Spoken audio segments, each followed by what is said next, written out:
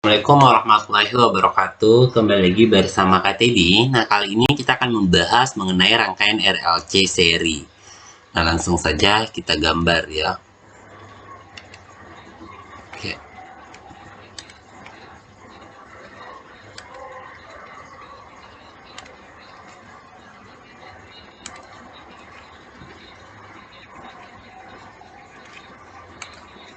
Oke, rangkaian RLC seri ya. Nah, kita gambar dulu rangkaiannya.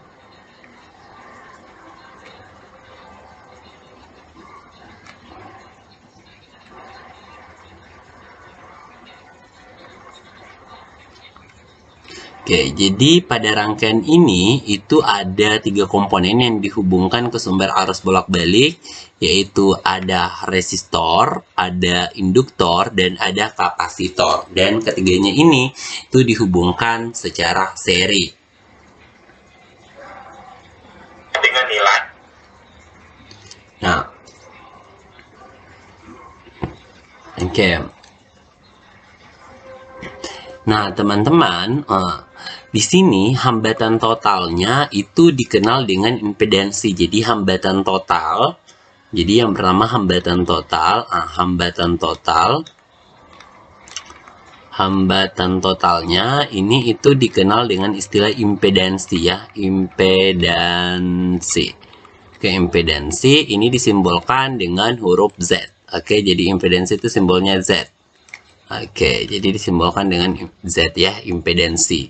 Nah, persamaan untuk mencari impedansi itu adalah Z itu sama dengan akar dari R pangkat 2 ditambah R pangkat 2 ditambah XL dikurang XC pangkat 2 diakarkan pangkat 2 ya. Nah, jadi gini ya persamaannya.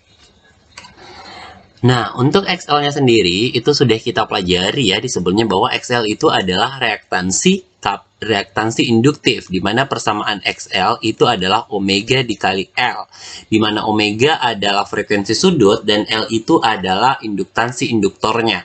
Kemudian kalau XC itu adalah reaktansi kapasitif yang persamaannya seper omega C. Oke, di mana omega adalah frekuensi sudut dan C itu adalah kapasitas kapasitor. Oke, nah ini persamaan hambatannya. Nah, kalau persamaan tegangannya, kalau itu persamaan hambatannya, sekarang tegangannya, persamaan tegangan total. Oke, jadi ini tegangan totalnya untuk rangkaian RLC. Oke, untuk rangkaian RLC. Nah, persamaannya itu adalah, jadi V itu sama dengan tegangan di resistor pangkat 2 ditambah dengan tegangan di induktor dikurang tegangan pada kapasitor pangkat 2. Nah, ini diakarkan. Oke, jadi persamaannya seperti ini ya. Oke. Nah, jadi bisa XL kurang XC, bisa juga XC kurang XL. Nah, nanti kan kalau dapat minus, kalau di pangkat 2 kan tetap positif. Nah, itu tergantung lagi dari jenis rangkaiannya ya, mau kayak mana yang di depan. Cuma kalau persoalan nilai sih bakalan sama ya. Oke. Nah, sekarang ini kalau kita gambar dalam diagram fasor. Nah, ini kalau digambar dalam diagram fasor,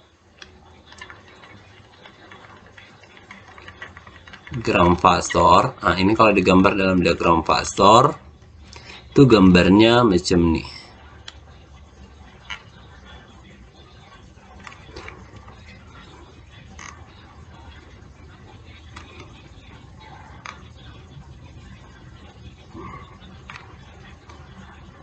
Buat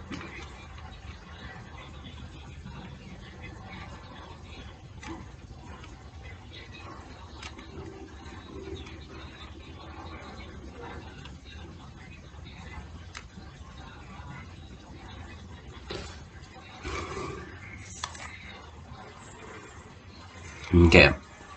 Nah, ini di sini tuh adalah XL, kemudian daerah sini tuh XC, dan yang di sini tuh bagiannya R.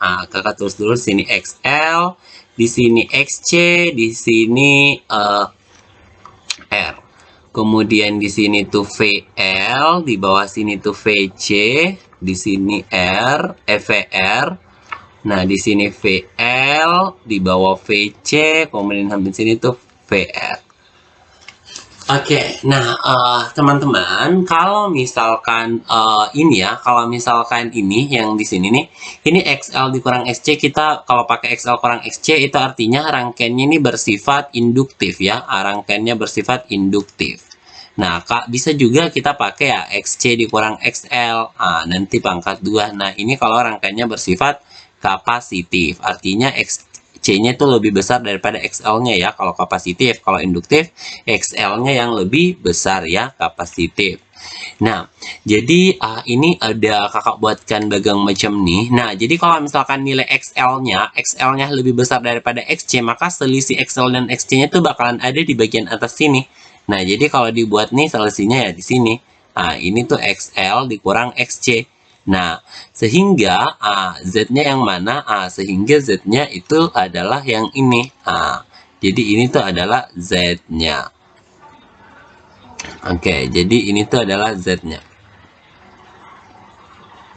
Oke, jadi itu adalah Z. Nah, inilah Z-nya. Nah, gitu. Nah, ini rangkaiannya ini, yang pertama, ini dia bersifat. Nah, jadi rangkaian ini tuh bersifat induktif ya. Ini induktif. Kenapa induktif? Karena XL-nya lebih besar daripada XC-nya. Nah, kalau kapasitif yang gimana, Kak? Kalau misalkan XC-nya yang lebih besar daripada XL-nya, maka selisihnya itu nanti bakalan ada di sini ya. Jadi di sini tuh XC dikurang XL. Jadi dia bakalan ada di bawah sini. Maka kalau kita gambarkan diagram fasornya untuk impedansinya, itu dia macam nih.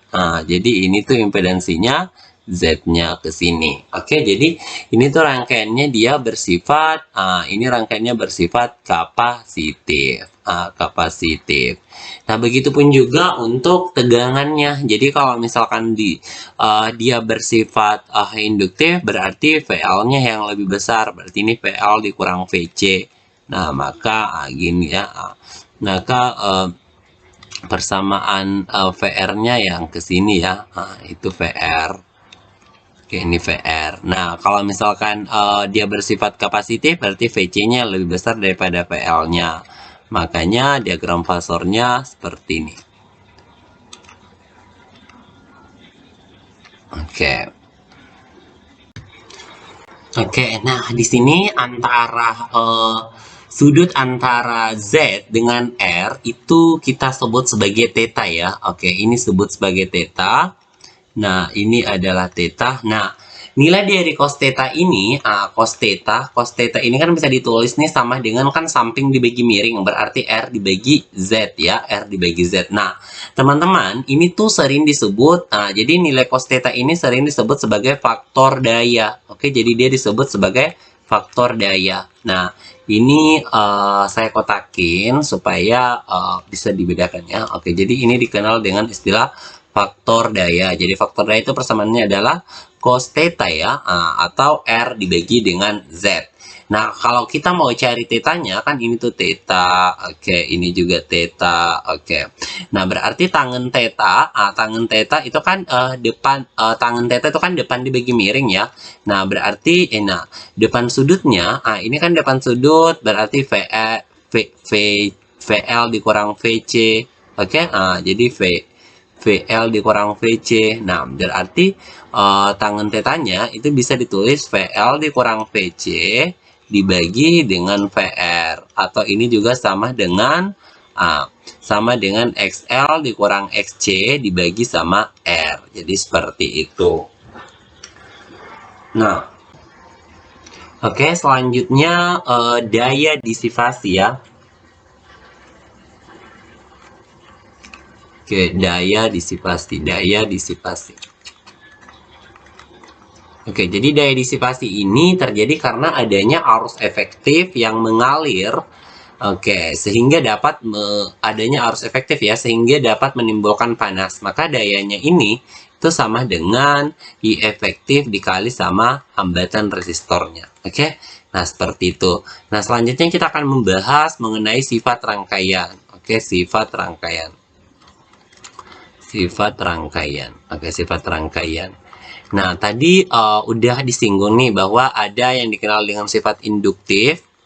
Ada induktif ya, ada induktif. Nah, jadi kapan sih itu bisa terjadi? Jadi kalau misalkan XL-nya itu lebih besar daripada XC-nya, maka ini disebut rangkaiannya bersifat induktif. Oke, bersifat induktif. Dan kemudian kalau misalkan XC-nya yang lebih besar daripada XL-nya, ini rangkaiannya bersifat kapasitif. Oke, kapasitif.